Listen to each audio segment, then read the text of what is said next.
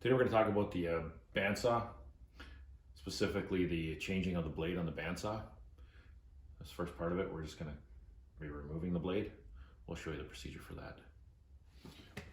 When you're working on a machine, whether it's maintenance, changing blades, that type of thing, you always want to make sure that you unplug the unit, which in fact it is unplugged. First step in changing a blade on this particular bandsaw is we want to get rid of this guard here. It's held on by Allen screws. So we have an Allen key here. If you come in with an Allen key, you come in like this, and you try to loosen it, you may not be able to get it loose because you don't have a lot of leverage. You'll have more leverage doing this, and then loosening it off. You want to loosen the top one and the bottom one. And the nice thing about this is it slides right out.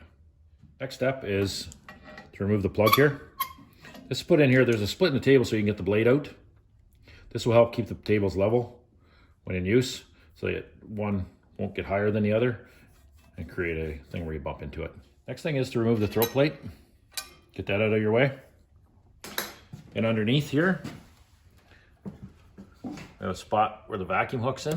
You have to slide that out of the way too. At this point, if I'm going to be putting a different size blade in, what I usually like to do is I used to take these thrust bearings here, is I pop them right out of the way. The ones on the bottom here. For the guides here, I'd slide it back as far as I can get it. That way it's out of my way. Now with the knobs here, you can see that I can back the thrust bearing on the bottom out of the way, and also the guides on top. Next step is to take the tension off the blade. So if you go counterclockwise, you're gonna see the little red right here. You're gonna see that it goes down, and you're gonna loosen it.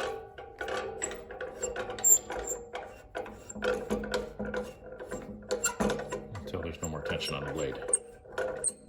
Lubricate inside here too, because what happens is if this block gets kind of sideways, it will actually bind itself up, and lubrication will allow it to come up and down much smoother.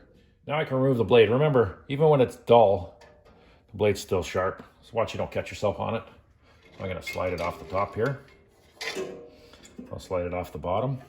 I'm gonna turn it sideways.